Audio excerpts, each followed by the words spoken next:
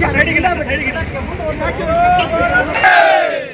ರಕ್ಷಣೆ ಮಾಡುವ ಯೋಧರಿಗೆ, ವೀರ ಯೋಧರಿಗೆ ಭಾರತ್ ಮಾತಾ ಕಿ, ಭಾರತ್ ಮಾತಾ ಕಿ ಜೈ, ಜೈ ಮಾತಾ ಭಾರತ ಮಾತಾ, ಜೈ ಮಾತಾ ಭಾರತ ಮಾತಾ, ಜೈ ಮಾತಾ ಭಾರತ ಮಾತಾ, ವೀರ ಯೋಧರಿಗೆ, ಭಾರತ ಮಾತೆ ಹೆಮ್ಮೆಯ ಪುತ್ರರಿಗೆ, ಭಾರತ ಮಾತೆ ಹೆಮ್ಮೆಯ ಪುತ್ರರಿಗೆ.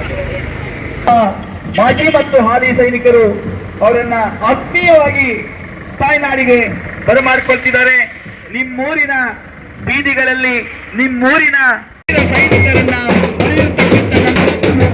ನನ್ನ ಭರತ ಭೂಮಿ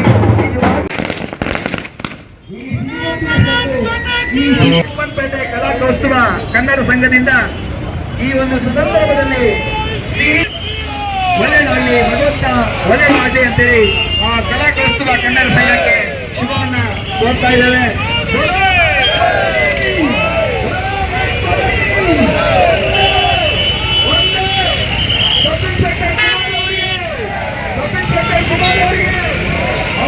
ಸದಸ್ಯರುಗಳು, ಗ್ರಾಮ ಪಂಚಾಯತಿಯ ಮಾಜಿ ಅಧ್ಯಕ್ಷರು, ಸದಸ್ಯರುಗಳು ಎಲ್ಲರಿಗೂ ಸಹ ಪರೋಕ್ಷವಾಗಿ ಪ್ರತ್ಯಕ್ಷವಾಗಿ ಸಹಕರಿಸಿರ್ತಕ್ಕಂಥ ಎಲ್ಲರಿಗೂ ಹೃತ್ಪೂರ್ವಕವಾದ ಸ್ವಾಗತವನ್ನ ಬಯಸ್ತಾ ಈ ಒಂದು ಕಾರ್ಯಕ್ರಮವನ್ನು ನಾವು ನಮ್ಮ ಶಿವಮೊಗ್ಗ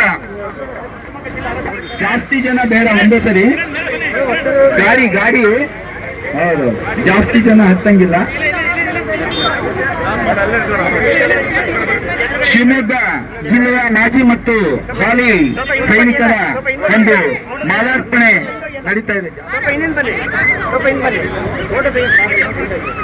ದಯಮಾಡಿ 5 ರಿಂದ 6 ಜನ ಗಾಡಿ ಮೇಲೆ ಹತ್ತಿ ಸಾಕು, ಅದಕ್ಕಿಂತ ಜಾಸ್ತಿ ಬೇಡ.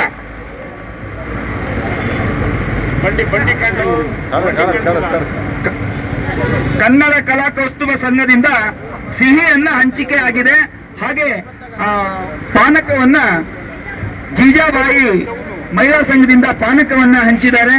ಇವತ್ತು ಒಂದು ಸಂಭ್ರಮ ಆಚರಿಸ್ತಿದೆ. ಅದಕ್ಕೆ ಇಲ್ಲಿ ನೀವು ನೋಡ್ತಾ ಇದ್ರೆ ಕುಮಾರ್ ಹಾಗೂ ಪದ್ಮಾವತಿ ಅವರು, ಇವರು ಒಂದು ವಿಶೇಷ ಮಾಡಲ್ ಅಂತಿರೋ ಅಥವಾ ವಿಶೇಷ ಇಲ್ಲಿ ಅತಿಥಿಗಳು ಇವತ್ತು ನಿಮ್ಮ ಊರಿಗೆ ನೀವು ಸ್ವೀಕರಿಸ್ಬೇಕು. ಈ ಊರಿಗೆ ಅವಾಗ ನಿಮ್ಮ ಜೊತೆನೇ ಇವರೆಲ್ಲ ಆಟ ಆಡಿದ್ರು ಅಥವಾ ಓಡಾಡಿದ್ರು, ಎಲ್ಲ ಸಾಂಸ್ಕೃತಿಕ ಕಾರ್ಯಕ್ರಮಗಳಿದ್ರು. ಆದರೆ 36 ವರ್ಷ ದೇಶ ವಿದೇಶದಲ್ಲಿ ಇವರು ಸೇವೆ ಸಲ್ಲಿಸಿದ್ದಾರೆ, ದೇಶದ ಮೂಲೆ ಮೂಲೆಯಲ್ಲಿ. ಹಾಗೆ ಪದ್ಮಾವತಿ ಮೇಡಮ್ ಸಹ ಅವರನ್ನ ನೀವೆಲ್ಲ ನಾವು ನೋಡಿದ್ರೆ ಈಗ 1 ಗಂಟೆಯಿಂದ ರಿಪ್ಪನ್ಪೇಟೆಯವರು ಅಲ್ಲದೆ ದೇಶದ ಮೂಲೆಯಿಂದ ನಮ್ಮ ರ್ಯಾಪಿಡ್ ಆಕ್ಷನ್ ಫೋರ್ಸಸ್ ಸಾಹೇಬರು ಬಂದಿದ್ದಾರೆ.